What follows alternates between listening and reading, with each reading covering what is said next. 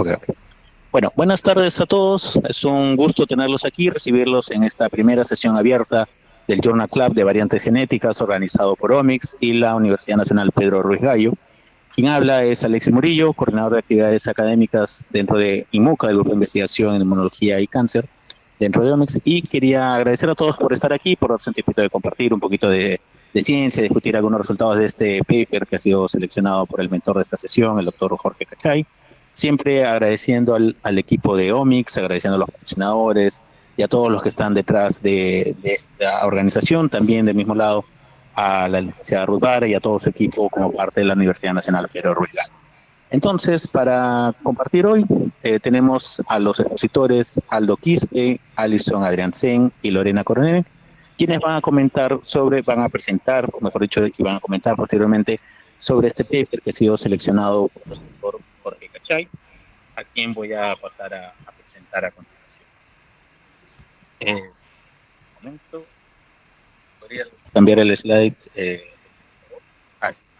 Okay, muchas gracias. Entonces, para hoy estamos con la grata presencia, con la gran presencia del doctor Jorge Cachay. Jorge Cachay es doctor en genética por la Facultad de Medicina de Ribeirão Preto de la Universidad de Sao Paulo, en Brasil. Es maestro en ciencias, en biología celular y molecular por la misma Universidad de Sao Paulo. Biólogo egresado de la Escuela Profesional de Biología de la Facultad de Ciencias Biológicas de la Universidad Nacional Pedro Ruiz Gallo, y se desempeña de manera académica y profesional en las áreas de biología molecular aplicada, en la detección de enfermedades infecciosas, biología y genética del desarrollo, así también en casos de expresión génica diferencial para infertilidad humana, aberraciones genéticas en secuencias humanas asociadas a deficiencia intelectual y genética de poblaciones humanas ancestrales del Perú. Entonces me gustaría agradecer nuevamente a todo el equipo desarrollador de este Journal Club, a todos los participantes, a el equipo de la Universidad Nacional Pedro Ruiz Gallo y naturalmente al doctor Jorge Cachay por darse un tiempo junto con estos chicos que van a presentar el trabajo que se ha venido generando estas semanas. Entonces, doctor Cachay, le cedo la palabra, no sé si quiere agregar algunos comentarios antes que los chicos puedan comenzar la presentación. Muchas gracias. Muchas gracias, Alexis. Solo agregar, dándoles el saludo a todos los presentes, a los chicos que van a participar el día de hoy, ¿no? Alison, Lorena, Aldo, ¿no? Soy muy feliz y bastante contento por los resultados que se han visto a lo largo del desarrollo de este Journal Club, ¿no es cierto? Principalmente el agradecimiento, y este Journal Club está dedicado a ustedes y también a la comunidad científica. Al mismo tiempo también quiero organizar, como bien lo dice Alexis, a todos los involucrados, Omics, Grupo de Investigación Pathogen, a la Universidad Nacional Pedro Ruiz Gallo, ¿no? en la cual nos desempeñamos, y de todas maneras espero que en esta sesión abierta podamos sacarle el máximo de provecho. Yo sé que han sido unas semanas de tratar de entender varias cosas que por primera vez algunos de ustedes las estaban viendo, pero hoy día vamos a ver el resultado final de días de estudio y de entendimiento de un nuevo tema que probablemente va a desempeñarse, algunos van a desempeñarse, algunos de ustedes a lo largo de su trayectoria profesional, ¿sí? Sin más que decir, yo también me siento muy alegre de participar una vez más de esta edición de Journal Club, ¿cierto? Y como les dije en un inicio, me parece una ventana extraordinaria para poder incentivar a la ciencia, incentivar a que jóvenes talentos como ustedes, que tienen demasiado potencial, ¿no? Que probablemente muchos, ya sea en la capital o en provincias, no somos escuchados, ¿no? Con estas ventanas de oportunidad de difusión, somos capaces de poder llegar a cualquier rincón del planeta, ¿no? Un poco sobre el Journal Club de Variantes Genéticas nace con la iniciativa de llevar estos temas más cerca de los estudiantes y profesionales que se desempeñan tanto en el área de genética, biología molecular, genética humana, oncología, ¿no? Como ustedes, chicos, han podido leer el paper, ¿no es cierto? Es un paper que trae bastante conocimiento actualizado y novedoso en el área de cómo detectamos nosotros la presencia y la funcionalidad de una determinada variante, ¿no? Recordemos que variantes vamos a tener a lo largo de todo el genoma de los seres humanos, ¿no es cierto? Muchos de ellos van a ser polimorfismos que no van a generar mucho impacto en nuestro fenotipo como tal, ¿no? Pero algunos polimorfismos que ya generan fenotipos no tanto aberrantes, pero significantes, ¿no es cierto?, que puedan estar directamente relacionados con alguna patología, algún síndrome, alguna dolencia, alguna enfermedad que pueda ocurrir en un ser humano, son de extremada importancia, ¿no? Ojo que esta importancia no solamente es directamente involucrada, por ejemplo, y ya lo quisiéramos en un futuro, a un tratamiento, ¿no? Porque actualmente es visto más como un sistema de prevención poblacional. ¿Por qué? Porque si bien es cierto, en la parte de cáncer es mucho más aplicado cuando estas variantes aparecen de forma germinal, directamente en los tumores, ¿cierto? Podemos tomar ciertas acciones acerca de un determinado tratamiento, o podemos ir, por ejemplo, dirigiendo algunas metodologías para poder cuidar del paciente, que es lo que hemos visto en este paper acerca de variantes relacionadas al cáncer. Muchas de estas variantes ocurren de forma hereditaria, ¿no? Entonces, al ocurrir de forma hereditaria, se toma un significado totalmente diferente, ¿sí? ¿Por qué? Porque obviamente al ser hereditaria va pasando de generación en generación y se vuelve útil para poder dirigir un tratamiento, más no se vuelve útil para, por ejemplo, pensar en erradicarlo, ¿no? Porque ya está en todas y cada una de las células del organismo. Entonces, por ejemplo, se van a tomar medidas de prevención para la siguiente generación, ¿sí? O el aconsejamiento, asesoría genética que se puede dar precisamente para poder identificarlos. Bueno, chicos, me dice Ruth que pueden ir presentando las diapositivas, ¿sí? ¿Quién tiene las diapositivas a cargo? ¿Se logra visualizar las diapositivas? Sí, Alison, perfecto. Muy bien, entonces, ahora sí, vamos a dar inicio el día de hoy a nuestra sesión abierta del Journal Club en variantes genéticas. Chicos, queda en sus manos y estamos todos atentos. 4 variantes específicas del PMS2 se comportan como variantes benignas o si realmente afectan la función de reparación del ADN. A continuación le paso con mi compañera que seguirá con la exposición. Bien, gracias Lorena. Dando un poco más de hincapié para algo general que buscaban los autores era comprender si ciertas variantes del gen PMS2 realmente aumentaban el riesgo de desarrollar el síndrome de Lynch, o si por lo contrario eran solamente variantes benignas. Aquí, bueno, pero ¿qué es el síndrome de Lynch y el sistema MMR? Bueno, el síndrome de Lynch viene a ser la causa más frecuente del cáncer colorectal hereditario. Se va a producir por mutaciones germinales en los genes del sistema Mismatch Repair, o en siglas que significa MMR. ¿Cómo funciona este sistema? Bueno, este sistema tiene la función principal de ser un corrector de pruebas del ADN. Quiere decir que durante la replicación celular se pueden producir errores, ya sea bases mal emparejadas o pequeñas inserciones o deleciones. Ahí es donde entra el sistema MMR. Va a detectar estos errores y los va a corregir antes de que pueda ser transmitido a otras células hijas. Bueno, cuando alguno de estos genes deja de funcionar correctamente, los errores van a empezar a acumularse, especialmente en regiones repetitivas que tiene nuestro ADN, que son conocidas como microsatélites. Como consecuencia de todo esto, va a aparecer la inestabilidad microsatelital, o en siglas que es MS1. Que es una característica muy frecuente en los tumores asociados al síndrome de Lynch. Bueno, en esta imagen, la figura 2, el gen PMS2 tiene un papel fundamental porque forma junto con el gen MLH1 para formar el complejo MUT alfa. ¿Qué es este complejo? Este complejo forma parte del sistema de reparación de errores de apareamiento del ADN, una vez que el error haya sido detectado. En la figura se observa que PMS2 presenta dos regiones funcionales principales. El dominio N-terminal, que es conocido como dominio ATPasa, que proporciona la energía necesaria para el proceso de reparación.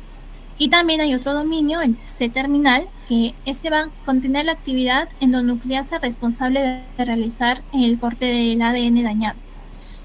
A diferencia de otros genes del sistema MMR, las variantes del gen PMS2 suelen asociarse con un menor riesgo de desarrollar cáncer, en manifestaciones clínicas mucho más leves, e inclusive el cáncer aparece en edades más avanzadas. Es por ello que algunos autores describen este cuadro como un Lynch-like. ¿Qué significa? Es una variante mucho más leve del síndrome de Lynch. Bueno, como consecuencia de que las variantes en PMS2 suelen producir una forma más leve del síndrome de Lynch, muchas familias, por así decirlo, no cumplen los criterios clínicos base para sospechar la enfermedad, lo que dificulta mucho más el diagnóstico. Por ello es que este estudio, los autores buscan comprender mejor el efecto de las variantes missense en PMS2. Para los que no conocen el término variantes missense, son los cambios en una sola base del ADN que provocan el reemplazo de un aminoácido por otro en la proteína. Y dependiendo del lugar en donde ocurra esta variación, esos cambios pueden alterar o no la función normal de un gen. Bueno, en este caso de la proteína PMS2.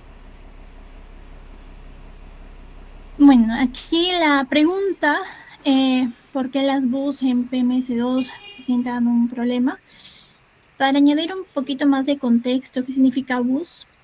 Cuando se analiza el ADN de un paciente, es frecuente encontrar cambios en la secuencia genética, a lo que nosotros llamamos variantes.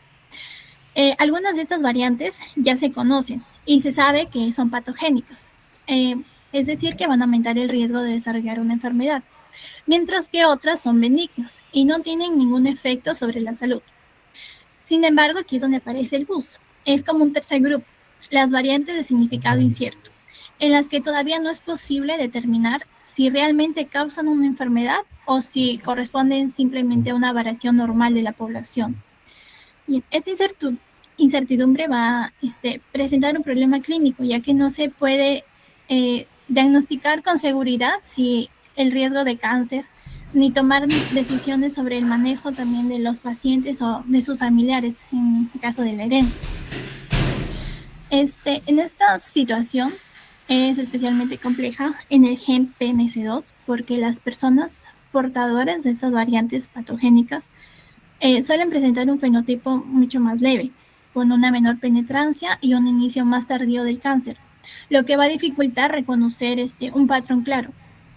Además, también se ha propuesto que MLH3 podría reemplazar parcialmente algunas funciones del gen PMS2, por lo que los efectos de ciertas variantes pueden ser menos evidentes.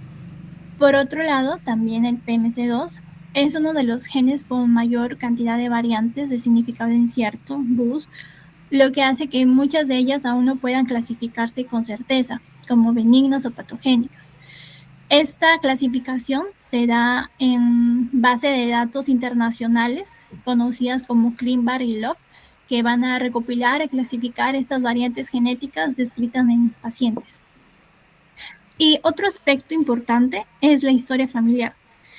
Esta historia familiar por sí sola, la herencia, no siempre permite confirmar una causa genética. En algunas familias pueden presentar fenocopias, es decir, patrones de cáncer similares a los del síndrome de Lynch, pero originados por factores ambientales, o ya también sea por hábitos compartidos y no por una variante hereditaria. Actualmente esta limitación se reduce gracias al análisis molecular de los genes asociados al síndrome de Lynch. Esto permite identificar con mayor precisión si existe una alteración genética responsable de la enfermedad. Sin embargo, aún persiste un desafío cuando se detectan variantes de significado incierto, especialmente en el gen PMS2, y que no siempre es posible determinar si estas alteran la función o no de la proteína. Es por ello que es necesario incorporar evidencias que permitan reclasificar estas variantes con mucha mayor precisión. Bueno, los autores recopilaron información de 23 pacientes provenientes de 7 regiones de cáncer hereditario de Latinoamérica y también de un centro hospitalario en Francia. Todos los pacientes fueron seleccionados por presentar sospecha clínica del síndrome de Lynch, según algunos criterios que utilizaron de Ámsterdam, Bethesda o de las recomendaciones de NCCN. En total, estudiaron 4 variantes missense de PMC2. En el cuadro pueden visualizar las variantes APS 286 Li, las demás que se localizaron en el dominio ATPase. Bueno, cada una de las variantes responsables representaba un escenario clínico diferente. La variante ácido aspartico por glicina en la posición 286 presentaba resultados clínicos contradictorios. Por otra parte, la aspargina por serina en la posición 335 mostraba varios hallazgos compatibles con síndrome de Lynch, ya sea como inestabilidad microsatelital o pérdida de expresión de PMC2 por inmunohistoquímica. Por otro lado, también la isoleucina por treonina en la posición 679 era una variante extremadamente rara, lo que apoyaba una posible patogenicidad. Finalmente, la arginina por triptófano en la posición 799 era relativamente frecuente en la población, e inclusive también se presentaba individuos homocigotos reportados en el genoma D, lo que sugería que sea un comportamiento benigno.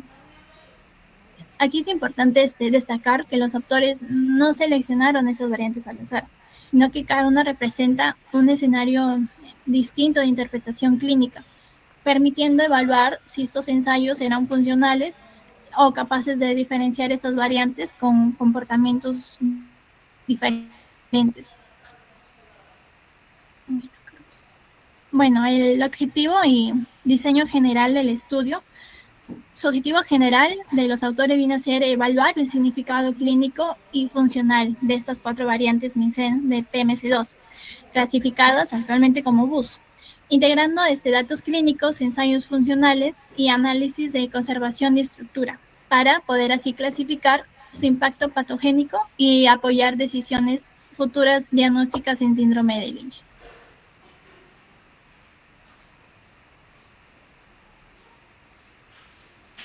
Ahora seguimos con la parte de ensayos y resultados. Sabemos que esto fue un artículo súper retador con información científica muy valiosa. Voy a tratar de explicarlo de la manera más clara para poder entender.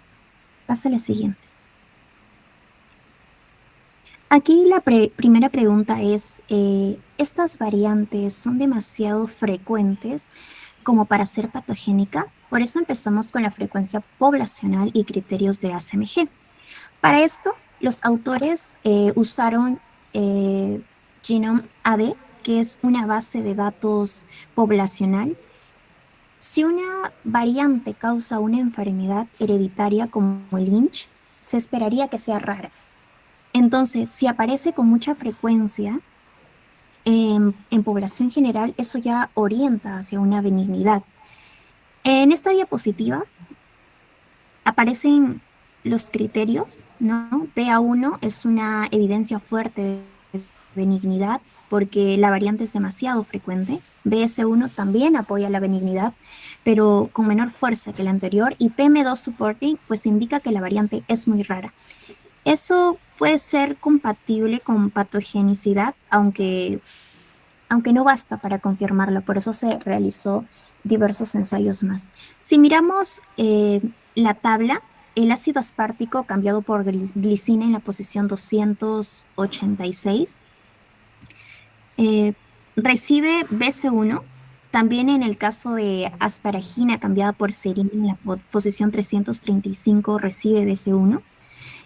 ¿Eso qué quiere decir? Que desde la frecuencia poblacional, ambas tienen una señal que va a apoyar a la benignidad. En cambio, en el caso de la isoleucina cambiada por treonina en la posición 679 es muy rara, por eso justamente recibe PM2 supporting.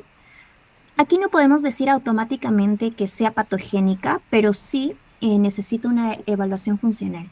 Y en el caso pues más fuerte de lo que es la arginina cambiada por triptófano en la posición 799, esta variante, como podemos ver ahí en el parte del gráfico, tiene una frecuencia mucho más alta y además de ello se encontraron 12 homocigotos en genoma D.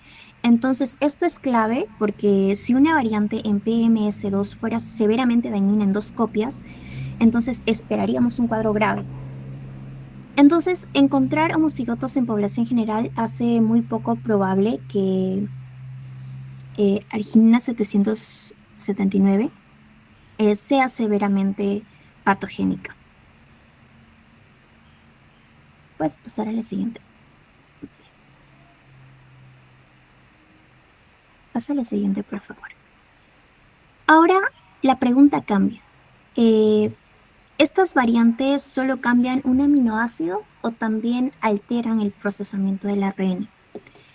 Esto es importante porque una variante missense puede parecer un simple cambio de aminoácido, ¿no? Por así decirlo, pero si altera, en el caso las señales de splicing, puede provocar salto de exón o transcritos anormales.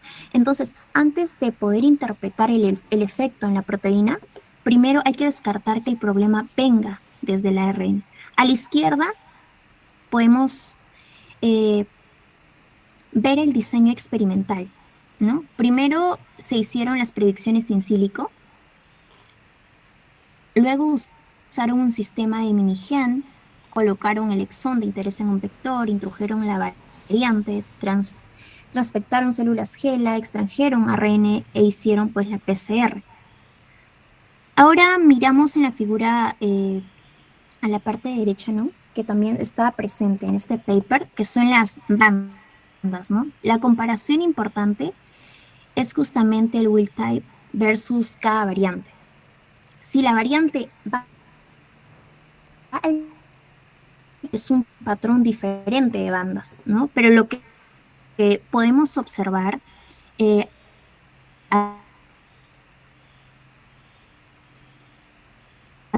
la aspargina por serina, la isoleucina por treonina y la arginina por triptófano, está mostrando patrones similares al wild type. Y además, se hicieron una comparación adicional también usando el ARN del paciente.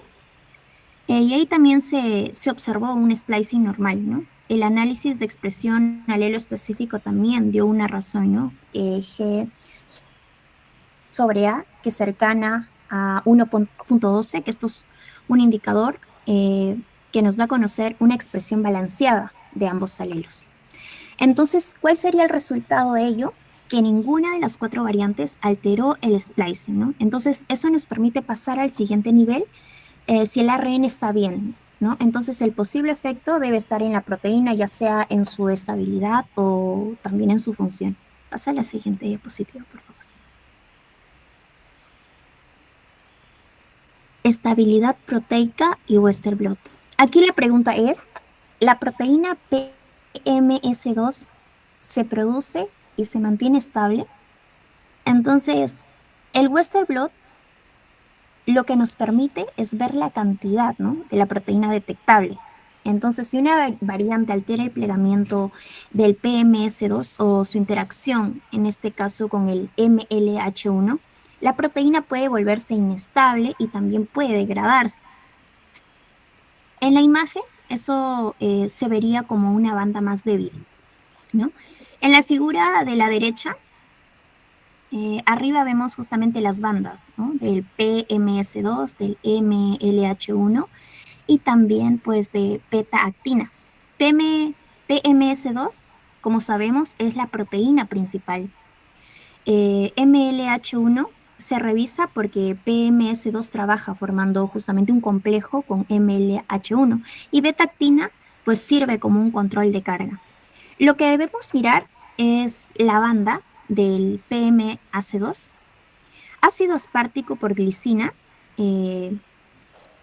asparagina por serina y arginina por triptófano, vemos que tienen niveles bastante parecidos al wild type, ¿no? Entonces, ¿eso qué significa? Que estas variantes no reducen la estabilidad de PMAC2. En cambio, ¿qué pasa con isoleucina por treonina? ¿No? Sí muestra una reducción clara de PMS2. En el gráfico de barras también se ve esa disminución. Entonces, eso indica que isoleucina por treonina va a volver a la proteína menos estable, ¿no? Por eso se ve esa reducción. También aparece ácido aspartico cambiado por asparagina en la posición 70, que este funciona como un control patogénico y pues su reducción nos sirve como referencia de una variante que sí está afectando claramente a la proteína. ¿Cuál sería el resultado de ello? Entonces, que isoleucina por treonina fue la única variante, ¿no?, que redujo claramente la estabilidad del PMS2 y las otras tres pues se mantuvieron parecidas al wild type. Pero aquí viene algo muy importante, que una proteína esté estable no significa necesariamente que funcione bien. Por eso justamente el siguiente ensayo evalúa directamente la función. Pásale al siguiente, por favor. Actividad MMR, ensayo in vitro. Esta es una de las diapositivas más importantes porque aquí ya no se pregunta si la proteína está presente, ¿no?, sino si realmente puede reparar errores en el ADN. El ensayo lo que hace, usa un plásmido con un mismatch, guanina por timina, que es como un error artificial, ¿no?, de apareamiento. Si el complejo MLH1 y PMS2 funciona, lo que va a hacer va a reparar ese error. Entonces, al repararlo, se restaura esos sitios de restricción, ¿no? Y cuando agregan las enzimas, van a aparecer estos fragmentos que van a ser dirigidos por el gel. Y si no hay reparación, pues predomina, ¿no?, la banda no reparada. Entonces, en la figura del paper que podemos observar, ¿no?, debemos mirar tres cosas. Primero, ¿no?, el esquema del ensayo. El gel también, que es algo importante, y el gráfico del porcentaje de reparación, ¿no?, lo que estamos observando. El control negativo tiene muy poca reparación. El wild type tiene alta reparación y justamente sirve como una referencia, ¿no?, como mencioné. En este caso, el ácido aspartico por asparagina es el control patogénico y casi no repara, lo cual valida el ensayo. Ahora miremos las variantes del estudio. En el caso del ácido aspartico por glicina y arginina por triptófano, vemos que tienen una actividad parecida al wild type. Entonces, eso significa que están conservando la función del MMR. En cambio, ¿qué es lo que pasa con asparagina por serina? Y también por isoleucina por treonina. Estos reducen la actividad, ahí se menciona que aproximadamente al 50% del wild type. Entonces, este es un resultado central porque demuestra un defecto parcial. No es una pérdida total, como es el caso del ácido asparagina, importante. Y aquí hay un punto muy interesante, que asparagina por serina no redujo la estabilidad en el Western blot, ¿no?, como vimos, pero sí redujo la función. Entonces, la proteína está presente, pero no no trabaja completamente bien. En cambio, isoleucina por treonina sí va a estar afectando, ¿no?, estos dos niveles, tanto estabilidad y tanto como función. ¿Y cuáles serían nuestros resultados? Pues el caso de ácido aspartico por glicina y también arginina por triptófano se comportan como wild type, ¿no? Y el caso de asparigina por serina y isoleucina por treonina presentan, como mencionamos, un defecto funcional parcial.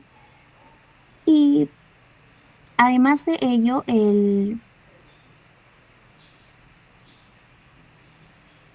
ácido aspartico por asparagina confirma, ¿no?, el comportamiento de una variante patogénica. Pasa a la siguiente.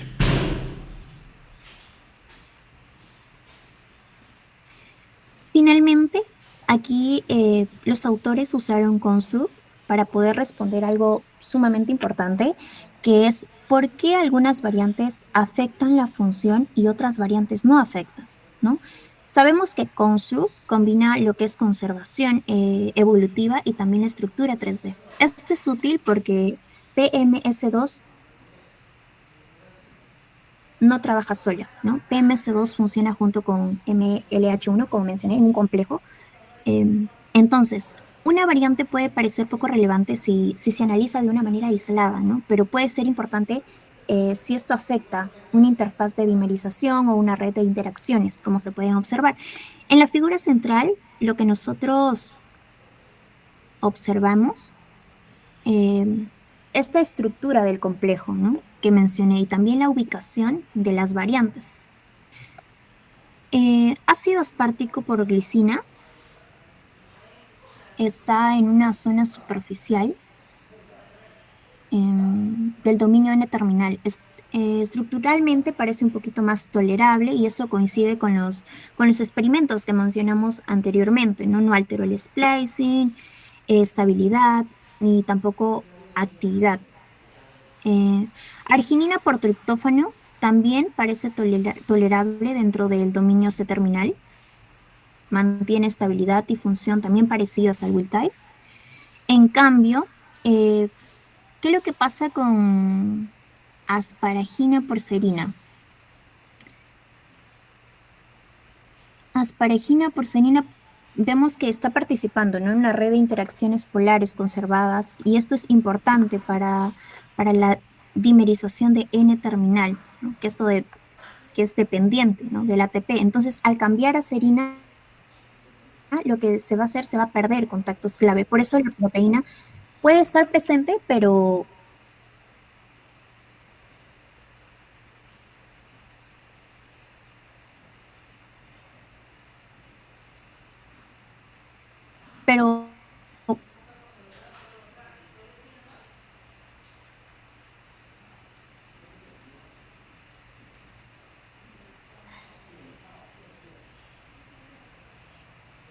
su función va a ser menor.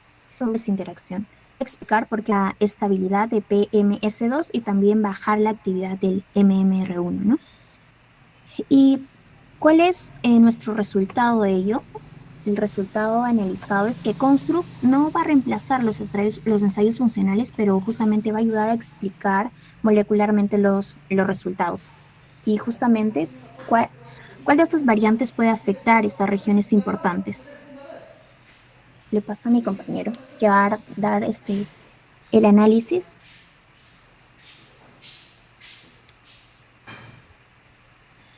Muchas gracias, Lorena. Bueno, a continuación voy a comentarles sobre la discusión en las implicancias. Siguiente diapositiva, por favor. Bueno, acá tenemos una tabla integrada de los resultados que mencionó Lorena. Acá hemos compilado todos los resultados que se han obtenido en estas variantes, ¿no? Entonces, ¿qué sucede aquí? Bueno, los autores evaluaron estas 4 variantes, variantes missense del gen PMS2. Bueno, hasta ese momento eran consideradas variantes de significado incierto, ¿no? Como lo mencionó mi compañera Alison, o VAS. Bueno, todo esto se hace con el propósito de determinar si realmente afectaban la función de la proteína que integra la formación clínica, ¿no? Mediante ensayos funcionales, análisis estructurales y la conservación evolutiva. Bueno, en esta tabla se resumen principalmente esos resultados obtenidos de esas 4 variantes. Bueno, para cada uno se evaluó si se afectaba el splicing del ARN, la expresión de la proteína, la actividad de la reparación por MMR, su estructura y clasificación.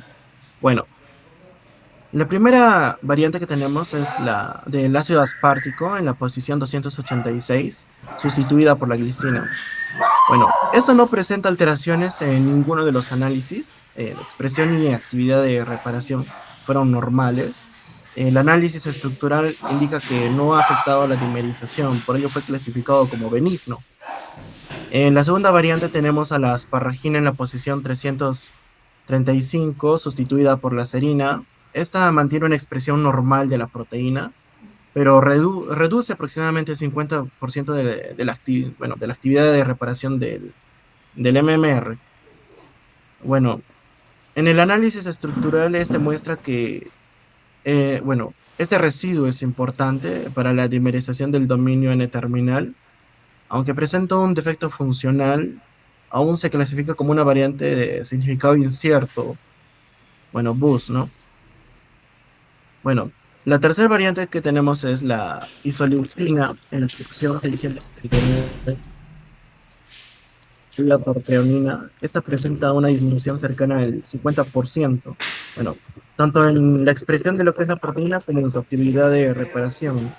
El análisis estructural nos indica que participa en la dimerización del dominio C-terminal, por lo que también permanece como una voz. Tenemos a la cuarta variante, bueno, por último, que es la variante de la arginina en la posición 799, sustituida por triptófano. Esta muestra un comportamiento similar al de la proteína normal, entonces no hay alteraciones en lo que es en la estructural y funcional, bueno, que sean relevantes, por ello fue clasificada también como benigna. Entonces, como a modo de resumen, se observa en esta tabla de que de estas 4 variantes, 2 fueron clasificadas como benignas y otras 2 fueron consideradas como VOS, ¿no? Siguiente, por favor. Bueno, acá tenemos en la discusión el problema de las predicciones in silico.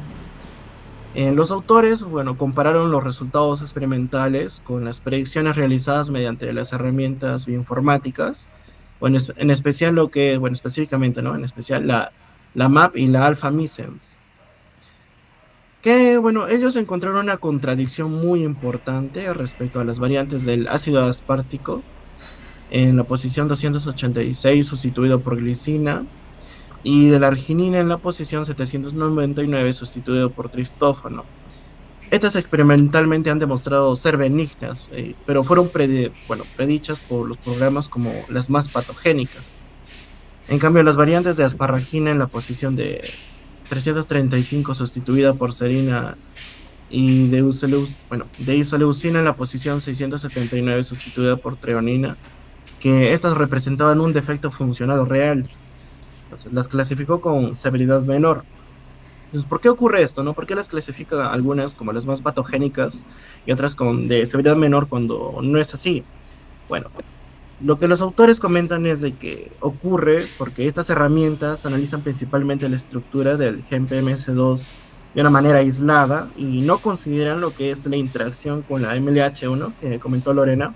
Entonces, como la PMS2 solo funciona correctamente cuando forma un heterodímero, con la MLH1 ignora esta interacción, ¿no? Entonces, al ignorar esta interacción puede generar predicciones incorrectas. Entonces, acá llega, ¿no? ese problema. Las predicciones en sílico no deben utilizarse de forma aislada y no siempre siempre debe complementarse con una evidencia experimental. Siguiente, por favor. Bueno, acá tenemos lo que es el dilema del defecto parcial.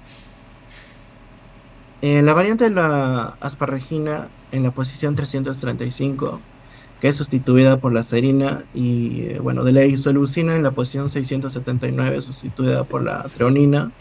Estas no eliminaron completamente la función de la PMS2. En lugar de eso, lo que han hecho es disminuir parcialmente la actividad de reparación del ADN. Aproximadamente se comenta que un 50% a comparación de la proteína normal, o sea, la no mutada. Entonces, ¿qué plantea esto? Que un defecto funcional parcial, como se indica, no implica que sea necesariamente que la variante sea patogénica, ¿no? Entonces, en sí los autores lo que mencionan es que revisaron la información clínica, han encontrado que la variante de isoleucina en la posición 679 sustituida por treonina, solamente existía un paciente, ¿no? Un paciente portador.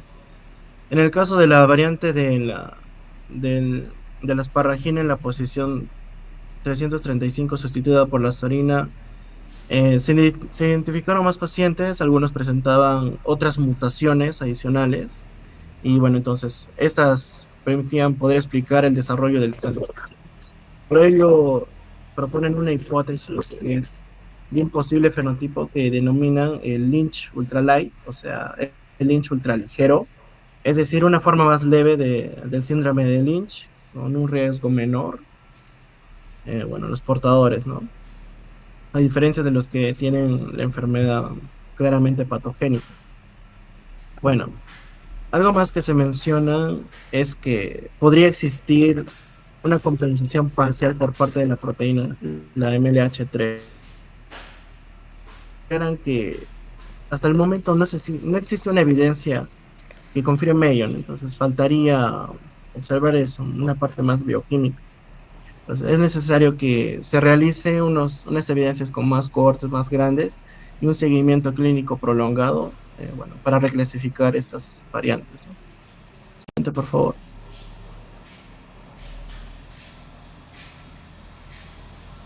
Bueno, acá tenemos lo que son las implicancias del estudio y tenemos 5 implicancias. La primera implicancia es respecto al diagnóstico de Lynch.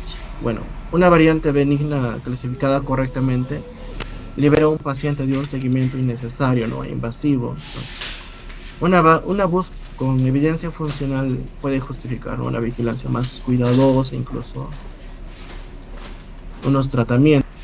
Entonces, esa vendría a ser la primera implicancia, ¿no? El diagnóstico clínico.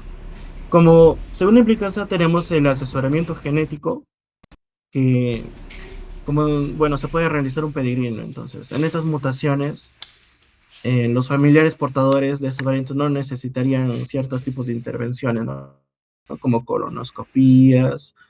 Entonces, eso impactaría directamente en lo que es en la calidad de vida de las personas y los recursos de los órganos de salud, ¿no? Bueno, como tercera implicancia tenemos la medición con precisión.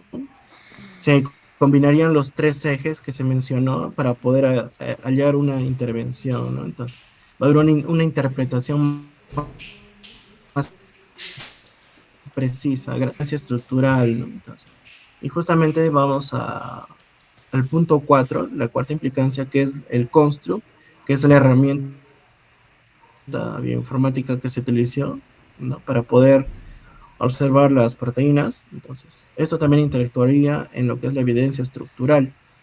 Y por último, tenemos las limitaciones de la inteligencia artificial. Entonces, para nosotros validar lo que estamos observando se necesita de una experimentación. Entonces, todo lo que se realiza con estas herramientas debe ser validada con experimentación. Siguiente, por favor.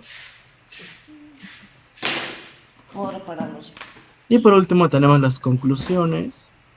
Ya, respecto a las conclusiones, bueno, se han evaluado, ¿no?, estas 4 variantes missense de significado incierto del gen PMS2 mediante un enfoque integrador que combina los datos clínicos, los ensayos funcionales, en el análisis estructural y la conservación evolutiva.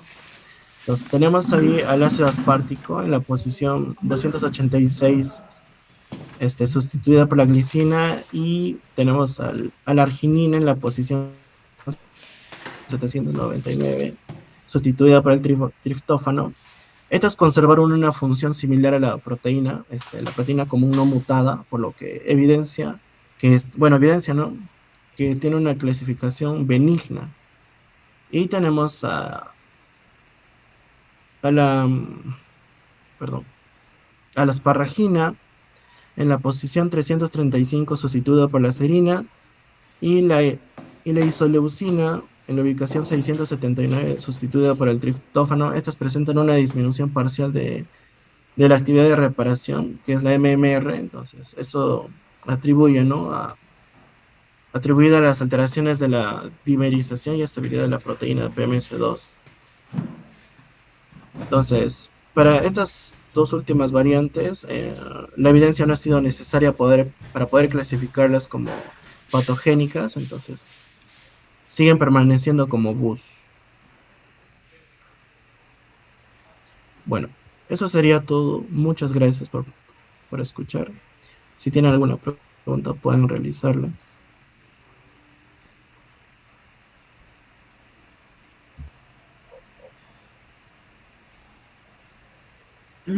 Muy bien, chicos. Excelente presentación. ¿Sí? De verdad que ahora sí me he quedado bastante sorprendido, ¿no? Y feliz, la verdad, por la forma en que lo han expuesto, ¿sí? La forma en la que ustedes han llegado al nivel de comprensión, ¿no? Las pequeñas cositas que de cierta forma en una sesión interna lo conversamos, ¿no? Siempre debemos de identificar bien el nombre de las variantes, ¿no? El objetivo principal, cosas que deben ser mostradas. Bueno, vamos a interactuar un poquito, ¿no? En esta segunda parte del paper. No es bastante, no es muy larga, bastante corta, pero a manera de Journal Club no solamente es salir y exponer, ¿no? Sino también dar un aspecto crítico del paciente del paper como tal, el artículo, ¿no? Que es lo importante de esto, ¿no? Y es lo que, bueno, este video va a ser público, ¿no? Para que más compañeros, así como ustedes, tengan esa pasión por, tal vez, integrarse a un journal club de este tipo, ¿cierto? O parecido, y puedan entender mucho mejor. Voy a ir con cada uno, ¿sí? Para que una pregunta bastante rápida, ¿no? La pregunta es, ¿qué les pareció a ustedes este artículo, ¿no? Que es la primera interrogante, ¿no? ¿Qué es lo que les llamó más la atención de este artículo? Lorena, te escuchamos.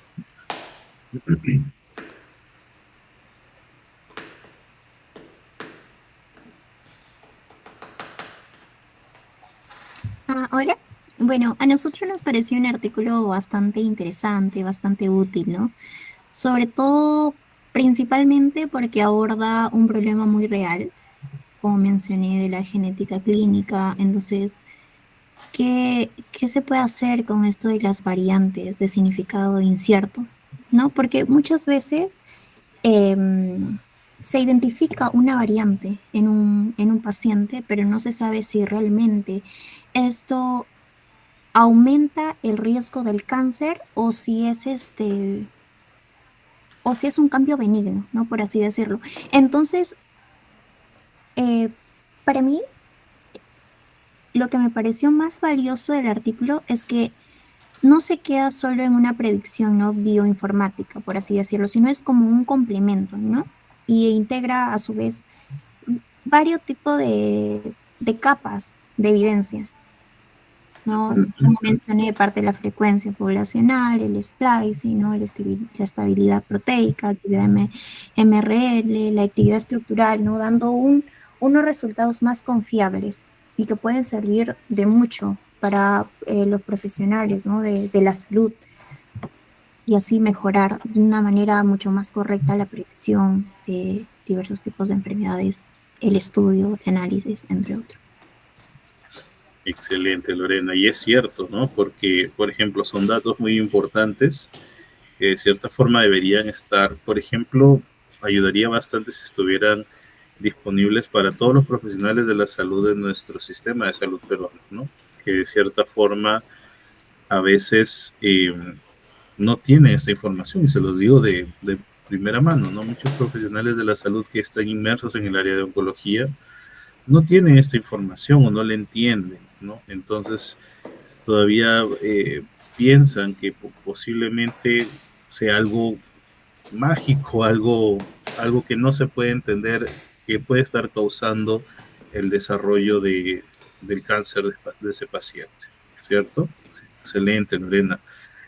Ahora quisiéramos escuchar un poco a Alison. Alison, dos preguntas bastante rápidas. La primera, porque de cierta forma el artículo ha sido un artículo bastante denso, bastante integrativo, ¿no? Porque tiene partes de búsqueda de información, tiene partes de ensayos in vitro, ¿no? Lo que conocemos ensayos in vitro es hacer una simulación en un tubito de lo que podría suceder molecularmente dentro de la célula, ¿no?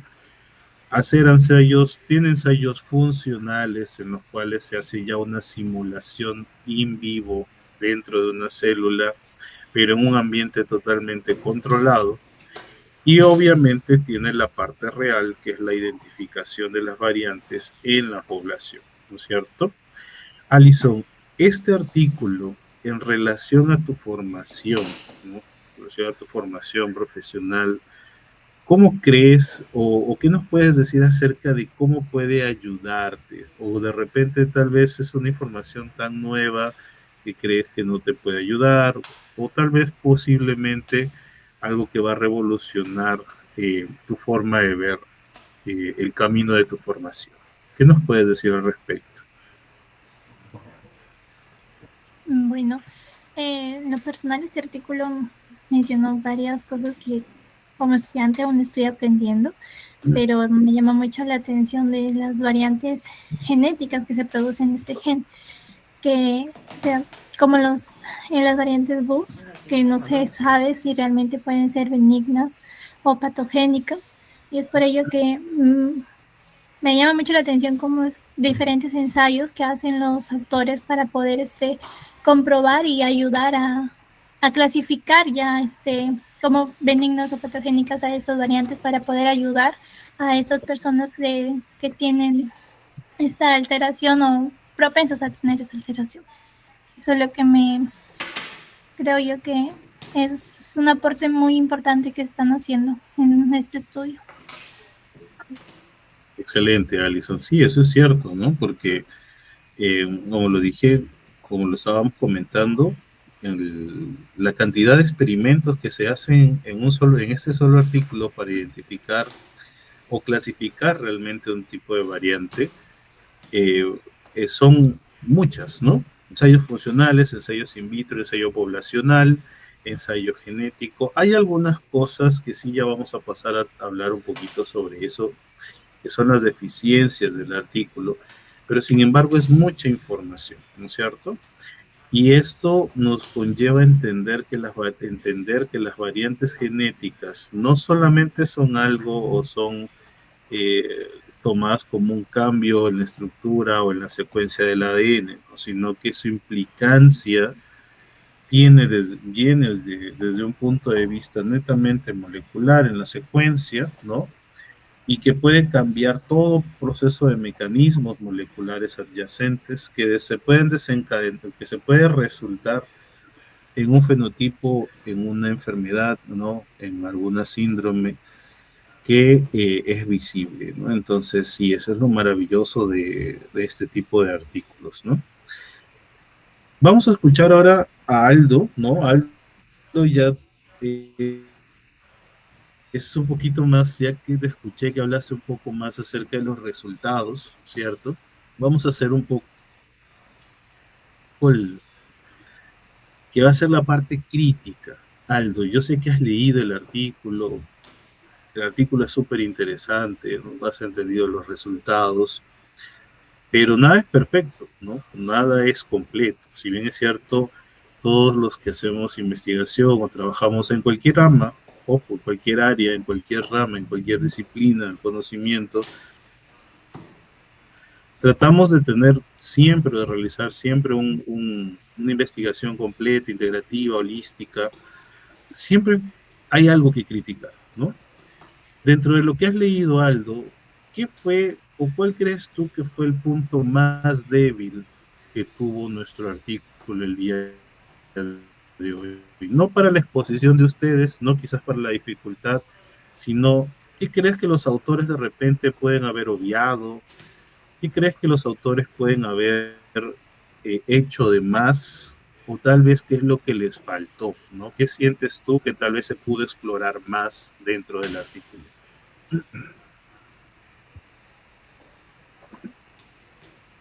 Bueno, más que todo, un punto más débil que he visto es respecto a darle la relevancia clínica a dos variantes en específico.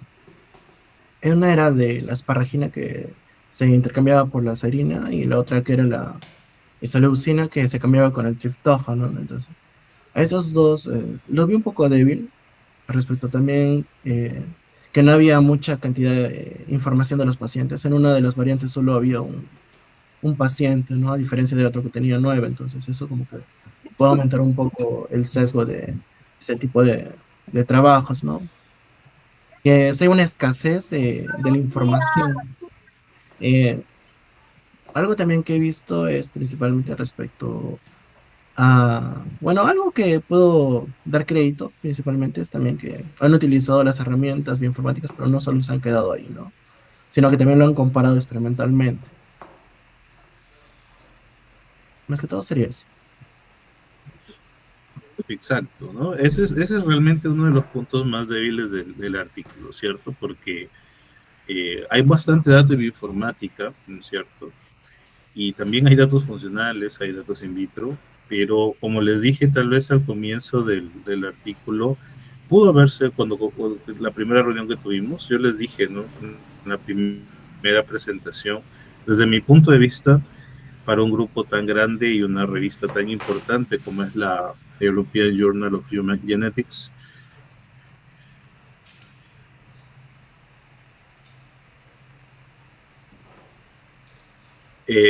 les faltó ya alcancen la suficiente más adelante madurez en el tema, ¿no? Si es que ojalá, espero yo, los hayamos convencido de continuar en esta área tan bonita, se van a dar cuenta que hay muchísimas cosas por hacer. Por ejemplo, ¿no? En evaluación de estas, para comenzar, ¿no? Algo bastante sencillo, evaluación de estas variantes en un modelo murino, en un modelo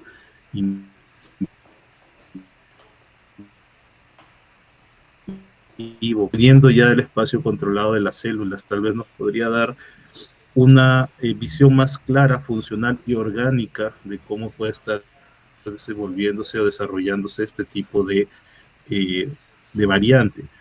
Quizás, si no quería lanzarse directo hasta el punto funcional de organismo modelo, podría haber sido hoy en día, ¿no? Puede utilizar, por ejemplo, organoides, ¿no? En donde también se puede simular a nivel de órgano qué es lo que puede suceder ante la presencia de una variante, ¿no? Las limitaciones son obvias en todo el mundo, ¿no? A veces los laboratorios, por más importantes que sean, les comenté que yo conozco algunos de los autores del artículo y son diferentes laboratorios los que han participado, pero aún así hay limitaciones en todo, ¿no? Más que todo para poder tener los recursos, ¿no? Tener los equipos de laboratorio necesarios. Desde mi punto de vista, yo hubiese utilizado un CRISPR por ahí para poder mapear mejor este recurso funcional, ¿no? Ya que se utilizaron técnicas convencionales más que en el artículo, ¿sí?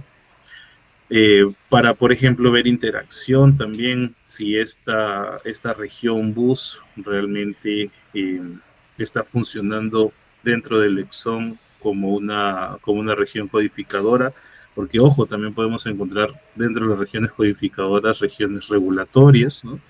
Entonces, es un montón de cosas que también se pueden haber hecho y obviamente tal vez por el tiempo, por la necesidad de mostrar ya los resultados del avance de investigación. En toda investigación científica, por más importante o grande que sea el grupo en el que se realiza, se terminan obviando, ¿cierto? A manera de recurso general, acerca del artículo, como les dije también al inicio, ¿no? Ese artículo fue para que se desarrolla hoy en día, ¿no? Porque hasta llegar a este punto del análisis primero del análisis poblacional, del análisis en pacientes, in vitro y funcional, ¿no? Antes se hacía de una forma no tan diferente, porque también seguía la misma rutina, análisis de población en paciente, secuencia, y después hacíamos un ensayo funcional que a veces no se podía hacer en células, terminaba siendo solamente in vitro, o en células muchas veces hasta bacterianas, solamente para ver si había algún tipo de respuesta. Pero hoy en día, y eso ya ha evolucionado, ¿no? Con las tecnologías de secuenciación. Y esa es mi segunda pregunta, segundo bloque de preguntitas que tengo para ustedes, ¿no? Porque el artículo, si bien es cierto, tiene el objetivo general, que ustedes lo han explicado muy bien, de evaluar no solamente la presencia, sino funcionalidad de estas 4 variantes, ¿no? Y la reclasificación de las mismas para poder identificar si estas BUS podrían ser asumidas ya como variantes benignas, patogénicas, no patogénicas, ¿no? Tiene un fuerte componente de análisis no bioinformático, sino de secuencia propiamente dicho, ¿no? Silencio. En ese aspecto, ¿no? Por ejemplo, vamos a comenzar ahora de atrás hacia adelante, ¿no? En esta segunda ronda de preguntas. Aldo, ¿sería posible, por ejemplo, mapear secuencias de este tipo, mapear variantes genéticas de este tipo sin el uso de la secuenciación? Hoy en día, ¿tú crees que si nosotros retiráramos si elimináramos todos los secuenciadores del planeta, de todos los grupos de investigación, ¿tú crees que sería posible mapear variantes genéticas con tanto nivel de resolución como lo vemos ahora?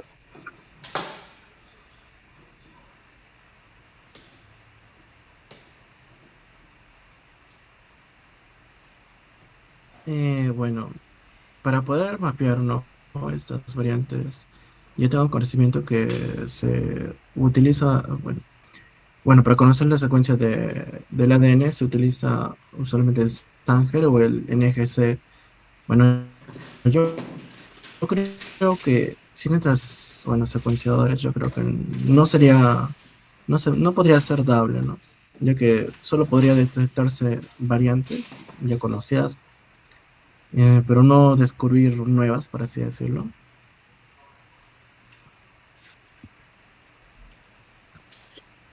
Genial, Aldo. Sí, eso es bastante cierto, ¿no? El descubrimiento de nuevas variantes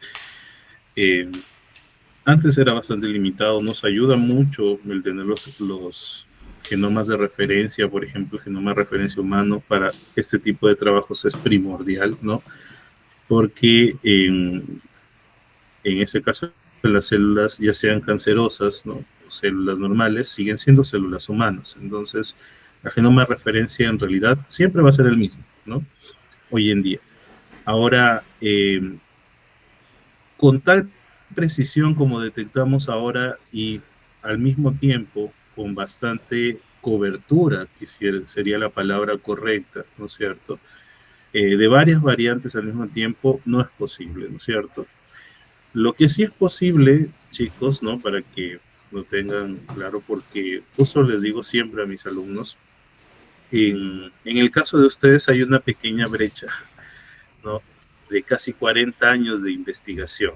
Justo es lo que yo me he propuesto en estos años, de que las generaciones que están en la universidad, en este caso generación como ustedes, se pongan al día de estos 40 años de investigaciones que los han llevado hasta lo que tenemos hoy día, ¿no? Por ejemplo, la secuenciación de nueva generación, NGS, no simplemente un día apareció como una técnica, no, fue todo un proceso desde la reacción de Sanger, ¿sí? Y hasta llegar al NGS, que ya sí, hoy en día está totalmente automatizado. Hemos transcurrido por un camino bastante largo, ¿no? Y no solamente para la secuenciación, sino para muchas técnicas. En el caso de la detección, si no tuviéramos la secuenciación, ¿no?, seguiríamos a la antigua, buscando por pedacitos del genoma, ¿no? Pedacitos, tratando de amplificar, tratando de generar pequeños fragmentos del genoma humano. Recordemos, tenemos más de 23.000 genes, ¿no? Y sumado a eso, regiones intrónicas, y sumado a eso, regiones intergénicas, ¿no? Y dentro de estas regiones intergénicas, regiones entre los genes que son bastante amplias, regiones altamente repetitivas, lo que hace posible o imposible realmente, ¿no?, tener técnicas tan precisas como la diferente de la secuenciación de última generación, ¿no? Pero eso es un conocimiento que ustedes poco a poco van a ir adquiriendo a lo largo de este largo camino, ¿no? Pero lo que nos dice Aldo es cierto. Para poder tener la precisión en la cobertura necesitamos sí o sí hoy en día secuenciación de última generación, NGS, para poder tener esa resolución tan alta, ¿no? En ese mismo sentido, ¿no, Alison, en el análisis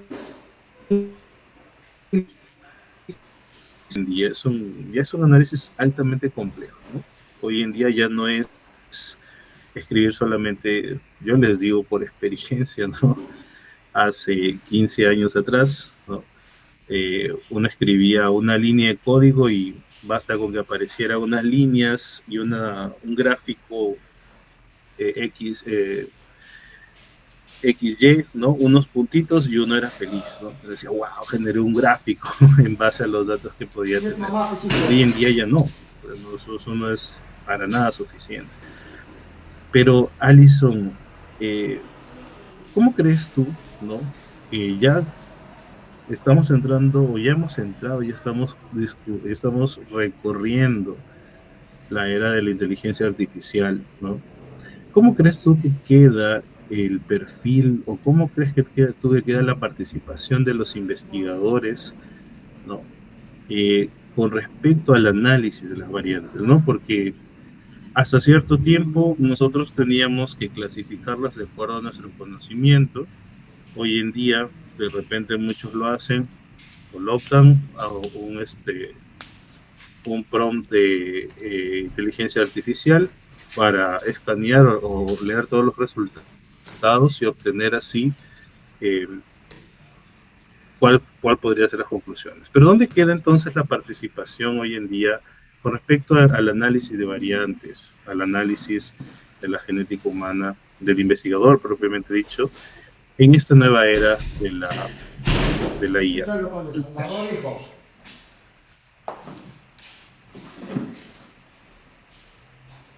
Bueno, si bien es cierto la IA, bueno, la inteligencia artificial sí es un apoyo muy importante, porque creo yo que permite analizar quizás cuando haya mucha información, o predecir quizás algún efecto posible. Sin embargo, la parte humana, bueno, la parte del investigador, ya cabe en él interpretar esos resultados, o sea, contrastarlos así ya con la evidencia clínica, un trato más de investigador-paciente, algo así, más con sus antecedentes familiares también del mismo paciente, cosa que creo la IA no puede reemplazar.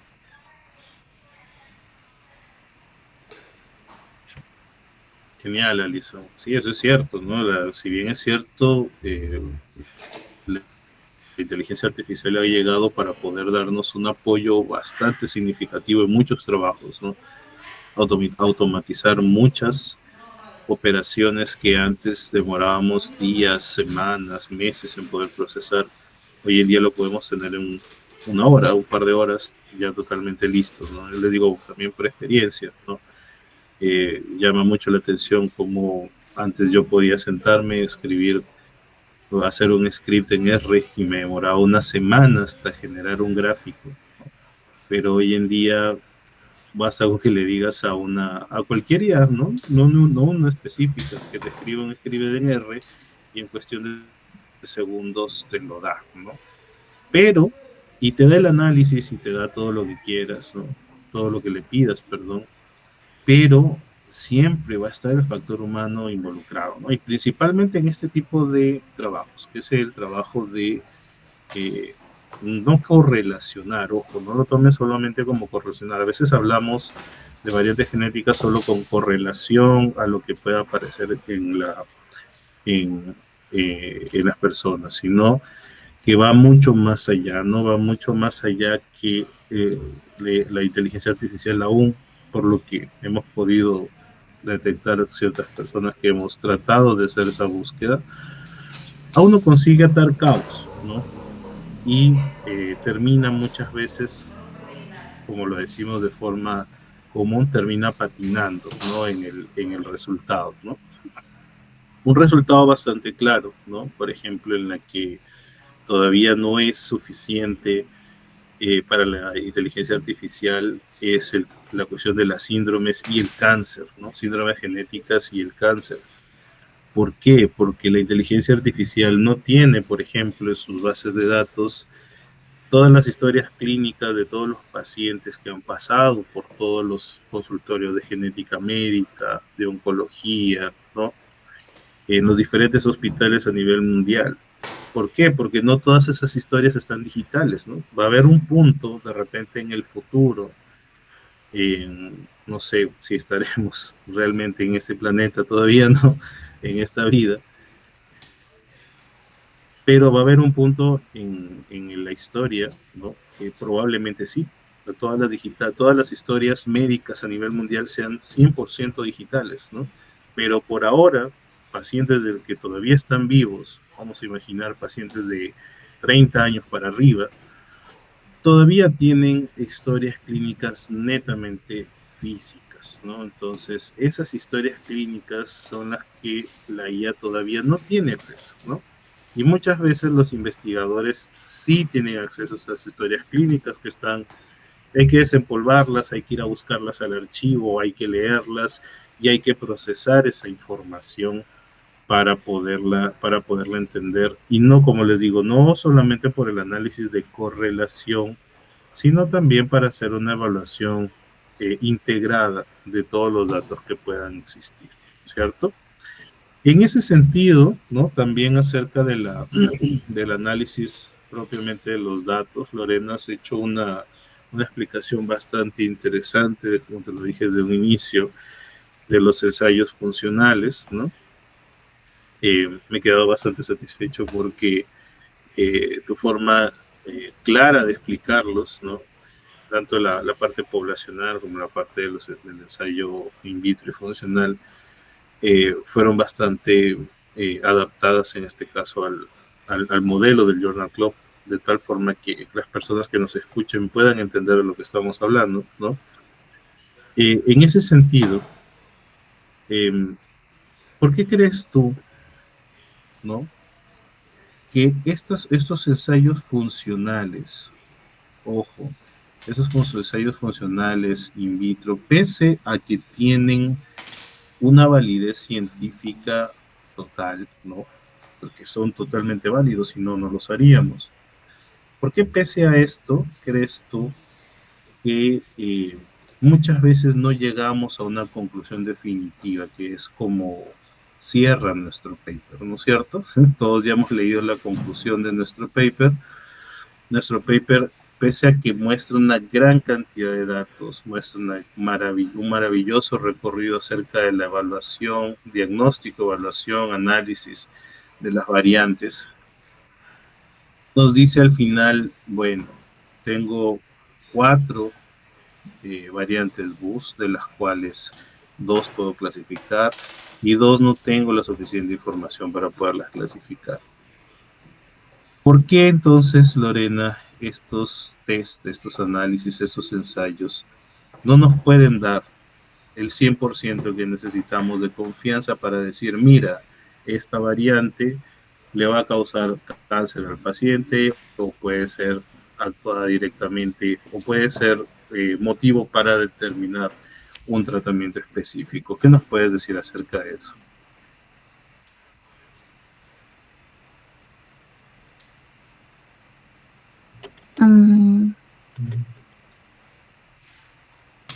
Como usted mencionó, yo creo que pasa porque si bien justamente un ensayo funcional, ¿no? In vitro nos dice algo sumamente importante, ¿no? Pero no nos dice todo en el término, por ejemplo, nos demuestra si una variante afecta en una función específica, ¿no? En condiciones tal vez controladas, ¿no?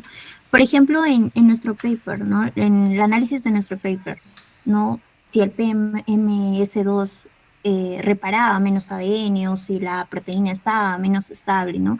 Pero en el caso de los pacientes, no es, por así decirlo, un sistema aislado, ¿no? En el organismo intervienen otros factores, como por ejemplo el contexto celular, otros genes modificados también, el ambiente, qué sé yo, la epigenética también, la historia familiar, y también el tiempo de exposición en el riesgo. Entonces, aunque el ensayo es científicamente válido, se podría decir, entonces su resultado no siempre va a ser traducido a una forma directa, ¿no? Una clasificación definitiva, ¿no? Así decirlo.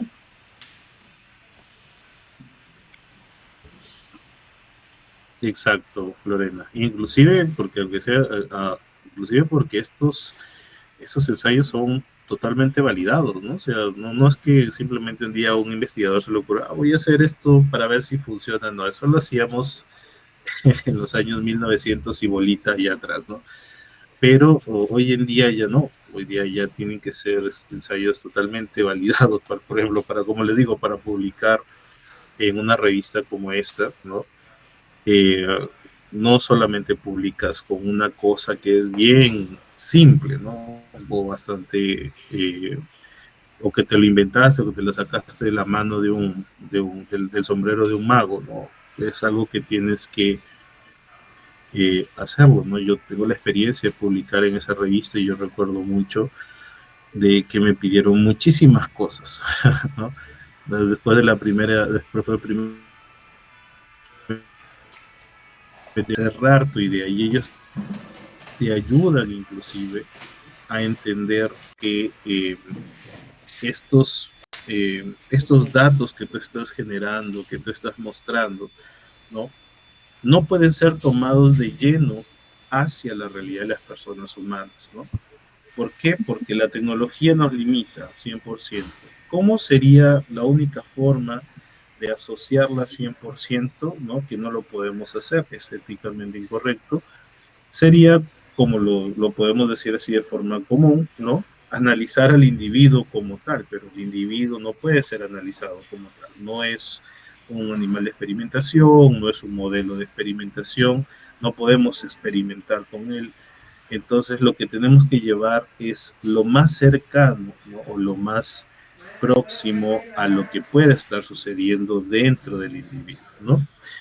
Y ahí han surgido muchísimas metodologías in vitro, funcionales, famosos lab in a chip, ¿no? Organoides, que asemejan o se aciertan mucho a las funcionalidades que puedan tener los seres vivos y que puedan estar relacionadas directamente o que se puedan modificar directamente por la presencia de estas variantes, ¿no, chicos? Bien, yo sinceramente, como les dije, he quedado bastante feliz, bastante contento con esta participación. Yo voy a abrir ahora el micrófono para para las personas que nos están acompañando el día de hoy, ¿no? Creo que iniciaremos, imagino yo, con Alexis también, para que puedan hacer, si tienen algún comentario, alguna pregunta sobre el artículo, ¿no? O quizás que algo que quedó en el aire o algún comentario que nos puedan dar. No sé si Alexis estás con nosotros. Hola, hola, ¿qué tal? ¿Cómo están? ¿Me escuchan? Sí.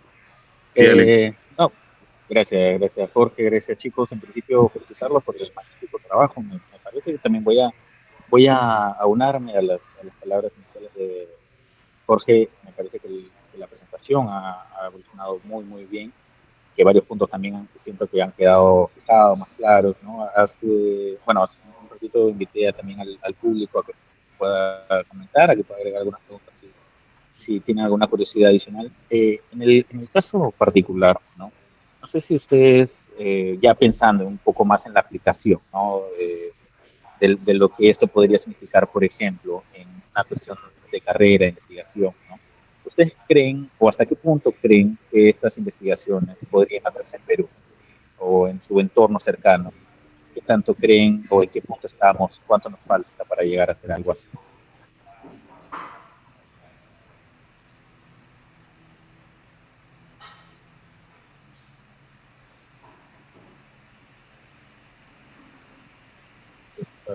Alison.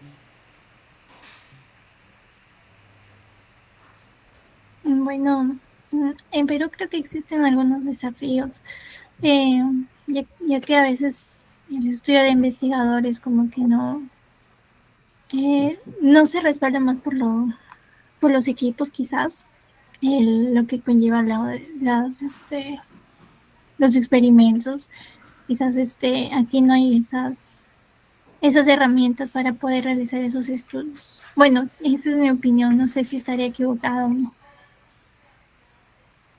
Sí, justamente apoyando a la idea que menciona Alison, eh, yo creo que sí podrían hacerse en cierta parte, pero probablemente no de una manera completa, en un solo laboratorio todavía, ¿no? Sí se podrían empezar con algunas partes, ¿no? Por ejemplo, tal vez la identificación de las variantes o el análisis bioinformático también, o la revisión de las bases de datos, pero tal vez ensayos funcionales mucho más complejos, no sé, requieren mayor infraestructura, ¿no? Reactivos, entrenamiento, a su vez también financiamiento para poder llevarse a cabo.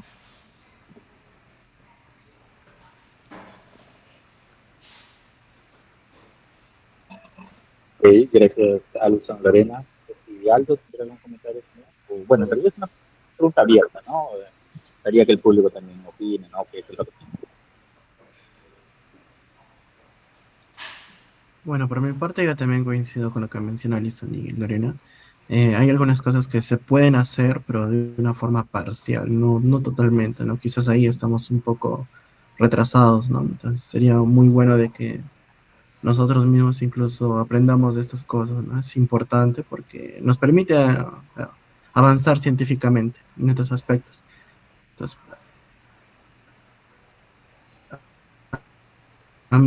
faltaría aún en ese aspecto. pasa en Perú y ver qué encontramos, ¿no? Hacer algunas evaluaciones genéricas y ver, ¿no? Si de pronto hay algunas variantes en común, tal vez entre varios proyectos de diferentes lugares, ¿no? Y eso tiene que ver también con la colaboración en investigación, ¿no? Pensando en las cuestiones más metacientíficas de este proceso, ¿no? Sabemos que a veces tenemos hospitales que pueden indicar pacientes, pero necesitamos laboratorios de investigación que puedan caracterizarlos que no necesariamente están en los hospitales, ¿no? Entonces ahí necesitamos articuladores, donde ustedes como nuevos elementos, nuevos valores pueden justamente entrar en ese puente, ¿no? Me parece que sería lo más importante, lo más interesante, ¿no? Y del otro lado, la parte de modelado, la parte de búsqueda de variantes, la parte de resignificar los bus, ¿no? Es algo que sí se puede hacer, es algo que prácticamente no cualquiera de nosotros con una computadora convencional, o bueno, más o menos hoy en día, ¿no? Se podría trabajar, bajar los datos de Internet, ahí sí serían probablemente datos, ¿no? A nivel mundial, tal vez o regional, en todo caso, encontrar variantes en común y luego intentar predecir algunos hallazgos para esas variantes, ¿no? También me parece que sería un punto de vista interesante. Y siguiendo eso, la parte del modelado, ¿no? En sesiones internas hemos comentado que todavía falta mucho background, mucha base para que el modelado funcione.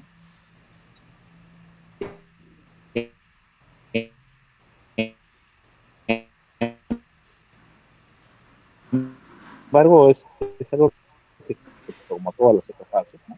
Pero son puntos que podríamos ir desarrollando y que eventualmente, ya como le decía, como un mensaje de aplicación de este Journal Club, se podrían convertir de pronto en una tesis, en una parte de modelado, ¿no? ¿Por qué? Porque al fin y al cabo una tesis es una aplicación de conocimiento que ustedes adquieren a lo largo de la carrera, ¿no? Entonces, por ahí se podría dar esa opción, ¿no? Y no sé ustedes, o todos los que estamos aquí salimos con una perspectiva adicional de cómo se pueden aprovechar estos datos, y me parece genial. Eso también de la mano, ¿no? Del apoyo del respaldo académico que tenemos aquí gracias a Jorge. Aprovecho en agradecerte, Jorge, por el tiempo, por las lecciones dadas a estos chicos.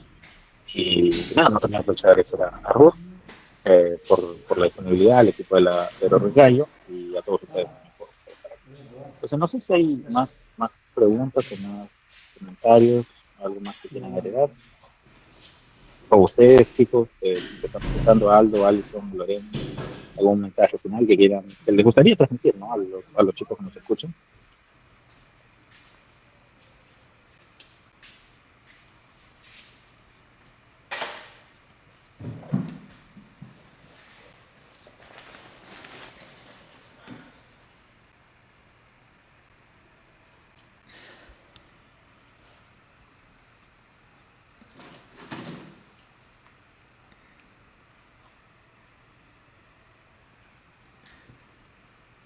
¿No? Ok. Ah, Sí, sí, Lorena. bueno, gracias por esta oportunidad en la que hemos podido conversar, analizar este artículo sumamente importante y creo pues que nos deja una enseñanza muy grande. En la parte de genética clínica creo que justamente no basta con encontrar una variante, ¿no? Con asumir que ya tenemos la respuesta, sino que necesitas pues interpretarse, ¿no? Con cuidado, porque detrás de todo ello hay un paciente, ¿no? Una familia, decisiones clínicas reales y creo que eso es sumamente importante de analizar y tener cuidado con ello. Gracias. Genial. Muchas gracias, Lorena. Y bueno, sí, igual compartiendo también un poco más con lo que dijo Lorena. Creo que este artículo demuestra que la ciencia va progresando.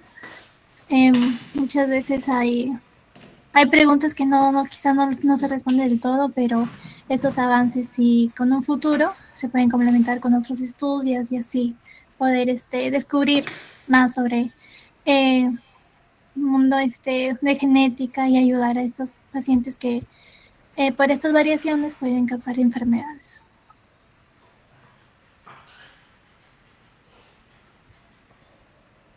Yo también quisiera decir, bueno, comentar algo, ¿no?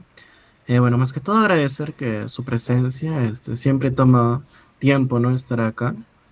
Pero es algo bueno porque nosotros podemos ahorita contrastar ideas, podemos ver opiniones diferentes. Incluso yo con Alison y Lorena somos personas que estamos distribuidas en el Perú. Por ejemplo, Alison está en el norte, Lorena en el centro y yo en el sur, ¿no? Entonces, somos personas que están prácticamente lejos, ¿no? Entonces, que nosotros interactuemos hubiera sido casi imposible si no hubiera sido por este journal. Y eso nos ha permitido ver a nosotros ideas diferentes, contrastar ideas y también hemos podido aprender de ustedes, ¿no? Del profesor Jorge Cachay y de Alexis y de los demás por sus opiniones, ¿no? Entonces, yo quiero comentarles a los chicos de que esta es una oportunidad muy grande, ¿no? Estamos aprendiendo mucho y esto nos puede incluso abrir puertas más adelante, nos puede cambiar la perspectiva de nuestros pensamientos. Este tipo de reuniones son muy buenas y agradezco más que todo también la participación de ustedes en el apoyo que nos han estado brindando durante ese transcurso. Eso sería todo, gracias. Genial, muchas gracias. Creo que todos están dando palmitas aquí, muchas gracias, sí, muy importante los comentarios, y creo que va mucho de la misión que tenemos, y eso de cierta forma me da orgullo dentro de la misión que tenemos, dentro de las actividades que venimos desarrollando, ¿no? Bueno, nos hemos acoplado bien con el Journal Club de la Pedro Gallo, que estaba ya ¿no? implantado, ya en desarrollo, entonces creo que es la idea, ¿no? Justamente abrir abrir un poco la mente, y mirar hacia nuevos horizontes, hacia nuevos segmentos, como lo ha mencionado Aldo, conectar, incluir nuevos conocimientos, como lo mencionaron Lorena y Alison. Entonces la idea es justamente ¿no? Partir, claro, de ejemplos, ¿no? Y como dicen en ciencia, uno siempre crece a hombros de gigantes, ¿no? Nosotros estamos todos en formación, ¿no? De una u otra forma, y la idea es poder tener ejemplos claros de que eso funcione, ¿no? Entonces, vamos a eso. Muchas gracias a todos por su tiempo, gracias a los chicos por el esfuerzo, por las horas dedicadas a la presentación. La próxima sesión va a ser informada a partir de mañana, ¿no? Para los chicos del bloque 2 vamos a tener la participación del candidato doctor Anthony Campos, que él ya seleccionó el artículo, y imagino que después se lo va a mandar por correo, y vamos a estar conversando para las sesiones internas, y luego haciendo la evaluación de la sesión pública. ¿Ok? Bueno, de mi parte es el agradecimiento. Muchas gracias nuevamente a todos. Espero que estén bien, que tengan buenas noches, un bonito final de domingo, y ya nos vemos en la próxima sesión. Muchas gracias. Igualmente, muchas gracias.